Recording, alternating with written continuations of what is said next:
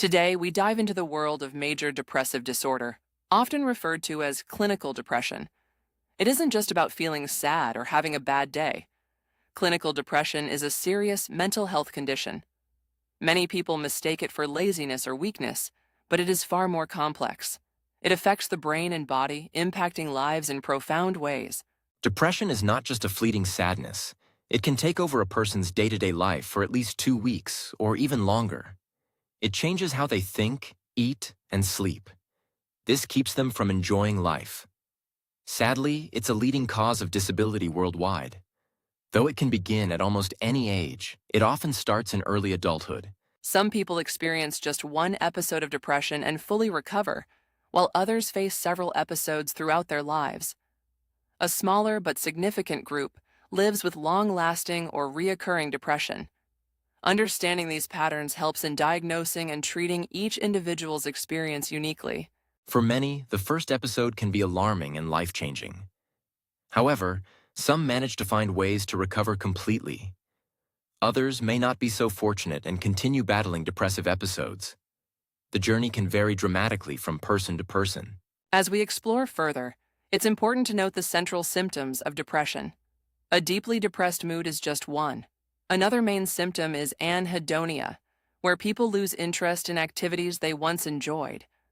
It's as if the spark of life dims away.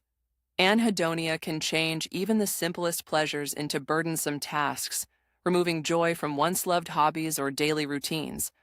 Some may not have intense sadness.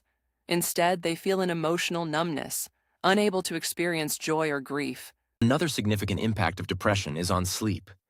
People often find themselves waking up too early or sleeping excessively yet still feeling tired. It's as if their body's internal clock is broken.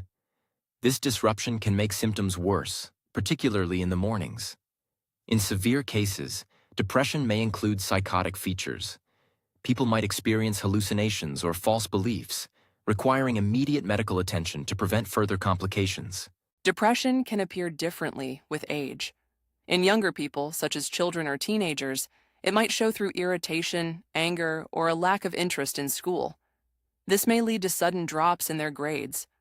On the other hand, older adults may focus more on physical symptoms like tiredness or pain, often confusing depression with aging or dementia. Recognizing these age-related differences is crucial for accurate diagnosis and treatment.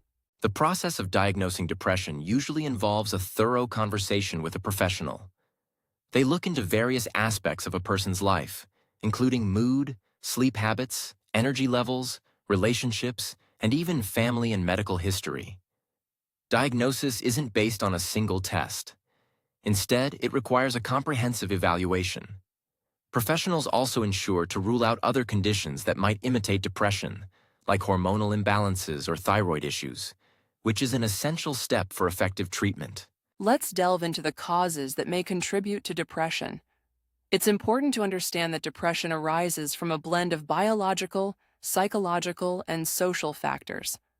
One strong influence is genetics. Depression often runs in families, indicating that inherited traits may account for about 40% of a person's risk. However, it's not caused by just one depression gene. It's likely a complex interaction of many small genetic differences with an individual's experiences and environment. Life events also play a huge role in developing depression. Experiences such as childhood abuse, family conflicts, loneliness, and financial problems can increase the risk. These issues create stress, and if a person faces multiple forms of childhood trauma, symptoms can be more severe and harder to treat. Additionally, depression often appears alongside physical illnesses. It is more common among those living with chronic pain, heart disease, or cancer. Specific types of depression have unique causes, such as postpartum depression, which can occur after childbirth. This happens because of rapid hormonal changes and the pressures of caring for a child. Seasonal affective disorder is another type that usually occurs during the darker autumn or winter months. The lack of sunlight in these months can lead to changes in mood, sleep patterns, and energy levels. Isolation and living alone also have an impact on depression, but it's not a guarantee that someone living alone will become depressed. Still, the lack of social support and long-term isolation can make individuals more vulnerable. Without interaction and emotional support, negative thoughts and feelings might intensify, contributing to the risk of developing depression. It's essential to recognize and address these factors to provide effective support and treatment. Understanding depression as a chemical imbalance is a common but oversimplified view. People often think low serotonin is the root cause, but this doesn't capture the whole picture. Mood, motivation, sleep, and pleasure are regulated by brain chemicals like serotonin, dopamine, and noradrenaline. These compounds certainly play roles in depression, but they're just parts of a larger puzzle. Their effects need a broader context in understanding how depression develops in different individuals. When we look at how antidepressants work, it's fascinating.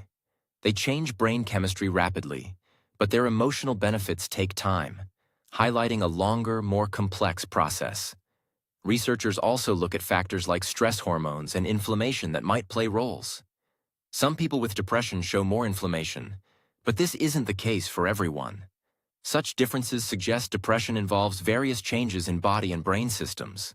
It's intriguing to also consider the gut-brain connection. Recent studies highlight changes in the gut bacteria of those with depression, though causation isn't clear. Does depression lead to these changes, or do they contribute to depression? The clarity isn't there just yet. However, it's becoming apparent that gut health might relate to mood and mental health more than we initially thought, adding another layer to understanding this condition. Each person's depression may have unique causes and effects. Some might find their symptoms linked to life experiences, like trauma, while others have a stronger biological or genetic influence. It's essential to recognize that similar symptoms can arise from various factors, making personalized care crucial. Understanding and treating depression requires considering all these diverse aspects, underscoring the complexity behind what might seem like a straightforward condition. In this chapter, let's explore the various types of depression. First, there is melancholic depression, which often involves a complete loss of pleasure in activities, difficulty getting up early in the morning, and feelings of guilt. It's often more severe in the morning. Atypical depression, on the other hand, may result in too much sleep, increased appetite, and weight gain. It causes limbs to feel heavy and brings extreme sensitivity to rejection. Depression with anxious distress is another type, where feelings like tension and fear accompany the usual symptoms of depression. Seasonal depression is also significant, as it tends to act up during darker months, improving in spring. Then there's peripartum depression, which happens during pregnancy or shortly after childbirth, deeply affecting a person's ability to care for themselves or their baby. Psychotic or catatonic depression is rarer but more severe. This form includes hallucinations, strange beliefs, or movements, and requires urgent treatment. Understanding these different forms of depression is key.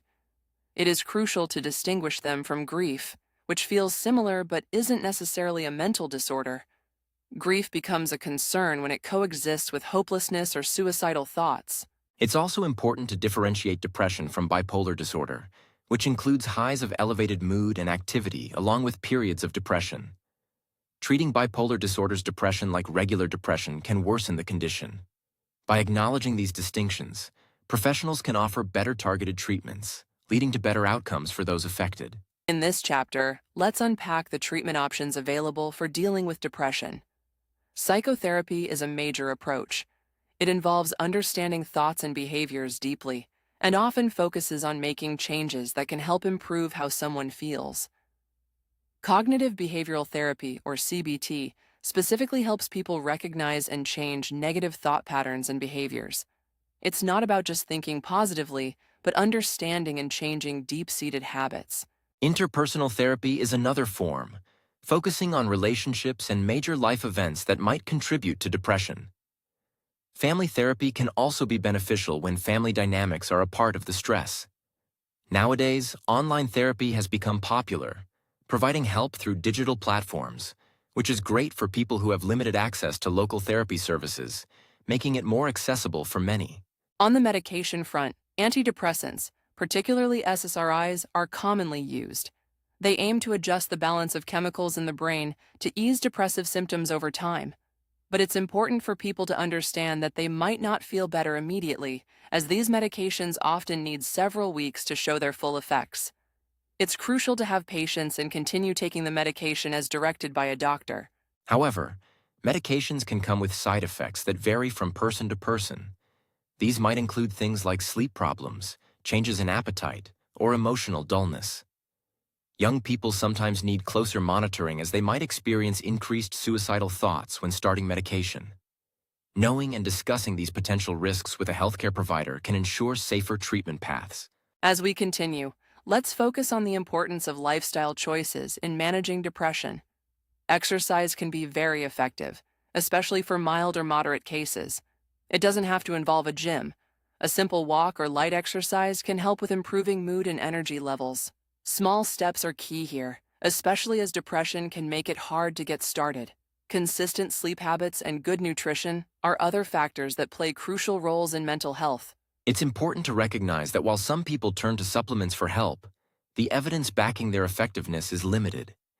In some cases, herbal treatments can even pose risks by interacting with medications. For individuals with treatment-resistant depression, more intensive treatments may be needed. Electroconvulsive therapy, or ECT, despite its dramatic portrayal in media, is a precise medical treatment that can offer relief in severe cases. We also have transcranial magnetic stimulation, or TMS, which is less invasive than ECT. It uses magnetic fields to stimulate specific brain areas, and it is often considered when medications alone aren't enough. Another interesting development is the use of ketamine. It is providing a different approach, showing promise in rapidly reducing severe depressive symptoms. These treatments are valuable choices for those who haven't found success with more traditional options. Lifestyle changes are not just about exercise and good habits. They should be paired with professional treatments for the best results. Combining these with therapy or medication can provide a more comprehensive approach to managing depression. Regular check-ins with healthcare providers ensure treatments are working as expected and allow for adjustments if necessary. It's this holistic approach that often supports better long-term outcomes for people managing depression. Don't forget to support our podcast by liking and subscribing.